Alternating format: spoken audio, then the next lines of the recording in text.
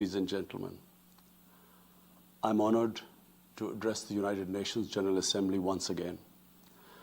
I congratulate His Excellency Mr. Volkan Bozkır on his election as the President of the 75th session of the General Assembly. We also appreciate the skillful leadership of the outgoing President, His Excellency Tijani Mohammad Bande, especially during the COVID-19 crisis. We commend the leadership of the Secretary General in these extremely turbulent times. Mr. President, since my government assumed office, our consistent effort has been to fundamentally transform Pakistan. We envisage Naya Pakistan to be modeled on the principles of the state of Medina, established by our Holy Prophet Muhammad sallallahu alaihi wasallam. A just and humane society where all government policies are directed at lifting our citizens out of poverty and creating a just and equitable dispensation. To achieve this goal, we need to have peace and stability. Thus, our foreign policy aims to have peace with our neighbors and settle disputes through dialogue. Mr. President, the 75th anniversary of the United Nations is an extremely important milestone, as this is the only body in the world that can help us achieve our goals of peace and stability in our neighborhood. This is also time for us to reflect whether, as the United Nations, we have been able to realize the promise we collectively made to our peoples. Today, the foundations of the world order, non-use of or threat of unilateral force, self-determination of peoples, the sovereign equality and territorial integrity of states, non-interference in their internal affairs, international cooperation, all these ideals are being systematically eroded. International agreements are being flouted and set aside. Renewed great power rivalries are leading to a new arms race. Conflicts are proliferating and intensifying. Military occupation, illegal annexations are suppressing the rights of human beings to self-determination. According to the respected professor Noam Chomsky, mankind is at even a greater risk than it was before the First and Second World Wars in the last century. And this is because of the threat, increased threat of nuclear war, climate change, and sadly the rise of authoritarian regimes. We must come together to prevent such a catastrophe.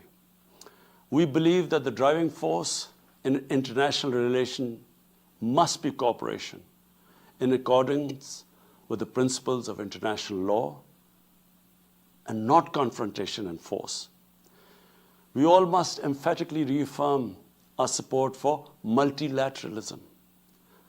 Mr. President, the COVID-19 pandemic has illustrated the oneness of humanity. In our interconnected world, no one is safe unless everyone is safe. Locking down to control the pandemic has triggered the worst recession since the Great Recession in the last century. This has hit the poorest countries the hardest, as well as the poor in all the countries. In Pakistan, we realized very early on that if we imposed a strict lockdown, the type that several affluent countries had imposed, we would have more people dying of hunger than the virus. Therefore, we adopted a policy of smart lockdown. While concentrating on the hotspots, the virus hotspots, we opened up our agriculture sector immediately, and then followed it up by the construction sector, which employed most of the people. At the same time, and this is despite financial constraints, my government deployed $8 billion, unprecedented amount, for our health services, plus support the poorest and most vulnerable households with direct cash payments through SR's program, and then subsidies to the small businesses. Even though our smart lockdown was heavily criticized in the beginning, but thanks to the Almighty Allah's grace, we have not only managed to control the virus, stabilize our economy, but most importantly, we have been able to protect the poorest segment of the society from the worst fallout of the lockdown. Today, Pakistan's response is cited among the success stories in controlling and responding to the pandemic. However, we are still not out of the woods, like no country is out of the woods today. But Mr. President, it was obvious from the outset that developing countries would need fiscal space to respond to and recover from the COVID crisis. Debt relief is one of the best ways to create that fiscal space for developing countries. Therefore, in early April, I called for a global initiative on debt relief. We appreciate the G20's official debt suspension initiative and the emergency and rapid financing offered by the IMF, World Bank, Asian Development Bank, and UN agencies. This, however, is not going to be enough. The IMF has estimated that developing countries will need over $2.5 trillion to respond and recover from the crisis. The official debt suspension will need to be extended and expanded. Additional debt relief measures will also be needed. Development banks should ensure adequate financial inflows. Rich countries have generated over $10 trillion to finance their own response and recovery. They should support the creation of at least $500 billion in new special drawing rights for the developing world. Mr. President, in my address to the General Assembly last year, I had highlighted the tremendous damage that illicit financial flows from developing countries to rich countries and to offshore tax havens cause. This leads to the impoverishment of the developing nations. Money that could be used towards human development is siphoned off by corrupt elites. The loss of foreign exchange causes currency depreciation. That in turn leads to inflation and poverty. The quest for getting back these stolen resources is nearly impossible, given the cumbersome procedures. Moreover, the powerful money launderers have access to the best lawyers. And sadly, because they are the beneficiaries, there is a lack of political will in the rich countries to curb this criminal activity. Mr. President, if this phenomena is unaddressed, it will continue to accentuate the inequality between the rich and the poor nations, and eventually will spark off a bigger global crisis, a far bigger global crisis than the present migration issue poses. The rich states cannot hold forth on human rights and justice when they provide sanctuary to money launderers, to their looted wealth. There are robust anti-money laundering and anti-terror financing regimes. I call upon this Assembly to take the lead in efforts to build a global framework to stem the illicit financial flows and ensure speedy repatriation of stolen wealth. It is important to realize that the aid that flows from rich countries to the developing world is minuscule compared to the massive outflows by our corrupt elites. Mr. President, this year, I must again reiterate the threat posed to mankind due to climate change. Unprecedented fires in Australia, Siberia, California, Brazil.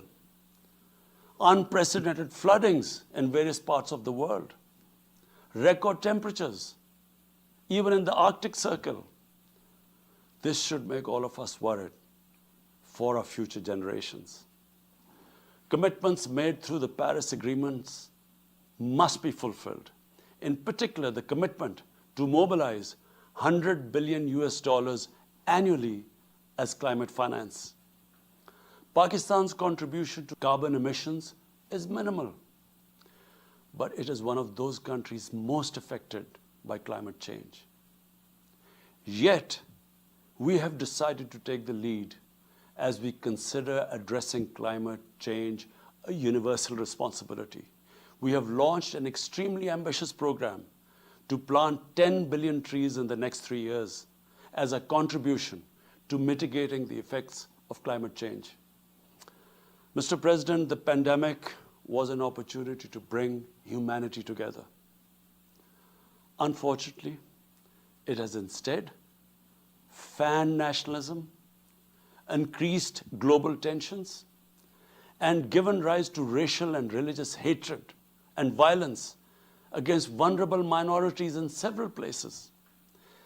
These trends have also accentuated Islamophobia. Muslims continue to be targeted with impunity in many countries. Our shrines are being destroyed. Our Prophet Muhammad sallallahu alaihi wasallam insulted. The Holy Quran burnt. And all this in the name of freedom of speech. Incidents in Europe, including republication of blasphemous sketches by Charlie Hebdo, are recent examples. We stress that willful provocations and incitement to hate and violence must be universally outlawed. This assembly should declare an international day to combat Islamophobia and build a coalition to fight the scourge that splits humanity. Mr. President, the one country in the world today where I'm sad to say the state sponsors Islamophobia, and that is India. The reason behind this is the RSS ideology that unfortunately rules India today. This extremist ideology was founded in the 1920s. The RSS founding fathers were inspired by the Nazis, and they adopted their concepts of racial purity and supremacy. While the Nazis' hate was directed at the Jews, the RSS directs it towards the Muslims and to a lesser extent, the Christians. They believe that India is exclusively for Hindus and others are not equal citizens. The secularism of Gandhi and Nehru has been replaced by the dream of creating a Hindu Rashtra by subjugating, even cleansing, India's 200 million Muslims and other minorities. In 1992, the RS destroyed the Babri Masjid. In 2002, some 2,000 Muslims were slaughtered in Gujarat, and this was under the watch of Chief Minister Modi. In 2007, over 50 Muslims were burnt alive by RSS arsonists aboard the Samjhota Express train. In Assam, around 2 million Muslims face the prospects of being arbitrarily stripped of their nationality through the adoption of discriminatory laws. There are reports of large concentration camps being filled by Muslim Indian citizens. Muslims were falsely blamed, vilified, and victimized for spreading the coronavirus. They were denied medical attention on many occasions. Their businesses were boycotted. Cow vigilantes attack and kill Muslims with impunity.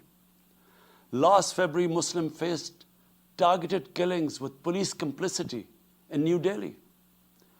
Mass registrations in the past have often been a precursor to genocide. For example, the Nuremberg laws in Germany in 1935, and then in 1982 in Myanmar. The Hindutva ideology is set to marginalize almost 300 million human beings, Muslims, Christians, and Sikhs. This is unprecedented in history. And this does not augur well for the future of India. As we all know, that marginalization of human beings leads to their radicalization. Mr. President, for over 72 years, India has illegally occupied Jammu and Kashmir against the wishes of the Kashmiri people and in blatant violation of the resolutions of the Security Council and indeed its own commitments to the people of Kashmir. On 5th August last year, India illegally and unilaterally sought to change the status of the occupied territories and deployed additional troops, bringing the total number to 900,000, to impose a military siege on 8 million Kashmiris. All Kashmiri political leaders were incarcerated. About 13,000 Kashmiri youth were abducted and thousands tortured. A complete curfew was imposed, accompanied by a total communications blackout. Indian occupation forces have used brute force, including pellet guns against peaceful protesters, imposed collective punishments, including the destruction of entire neighborhoods, and extrajudicially murdered hundreds of innocent young Kashmiris in fake encounters, refusing even to hand over their bodies for burial. The Kashmiri media and those daring to raise their voice are being systematically harassed and intimidated through the use of draconian laws.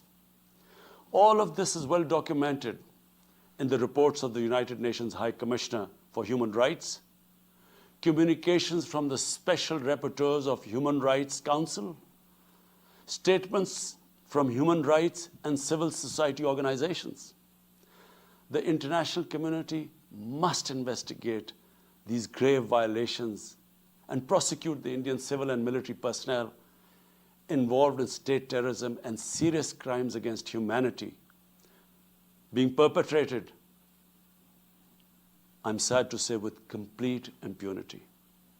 The objective of this brutal campaign is to impose what the RSS BJP regime has itself called the final solution for Jammu and Kashmir.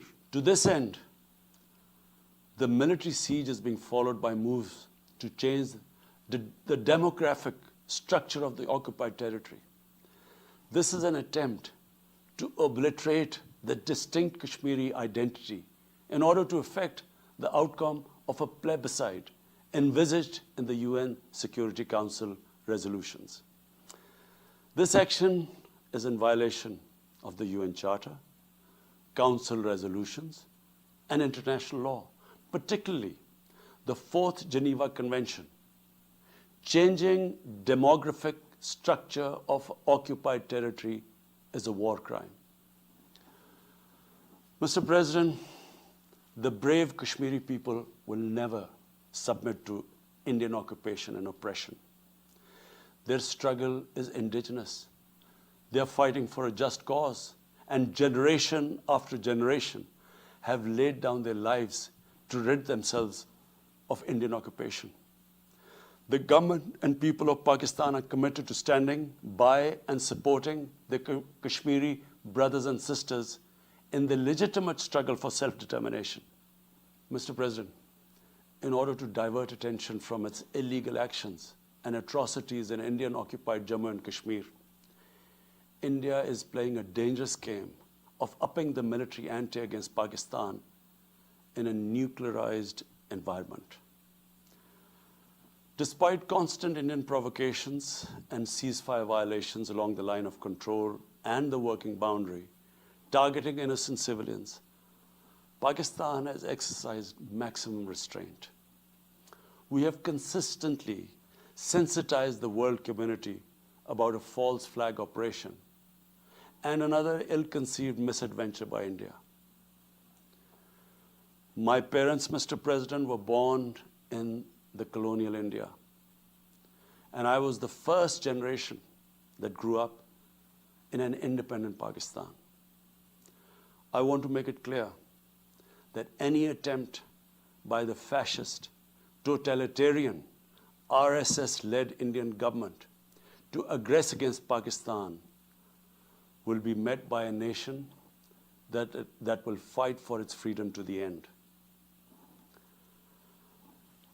Mr. President, there will be no durable peace and stability in South Asia until the Jammu and Kashmir dispute is resolved on the basis of international legitimacy. Kashmir has been rightly described as a nuclear flashpoint.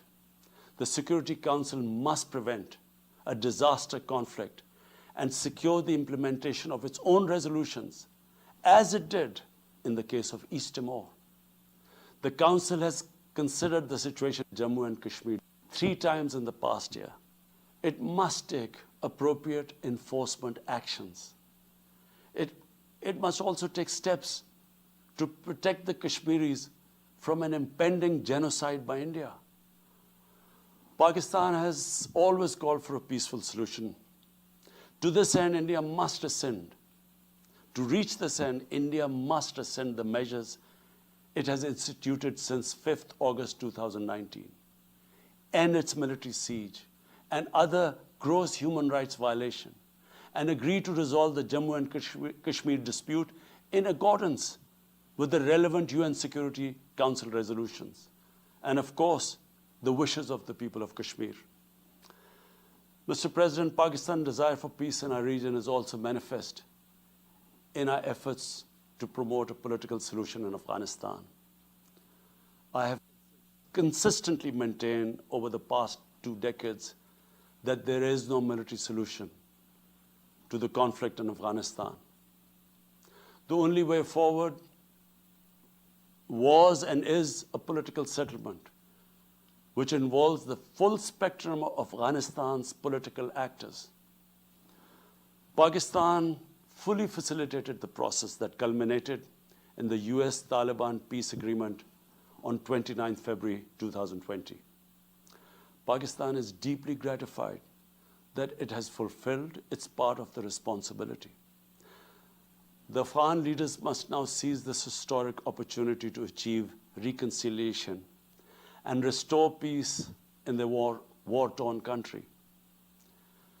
Through the intra-Afghan negotiations that commenced on 12th of September, they must work out an inclusive, broad-based, and comprehensive political settlement.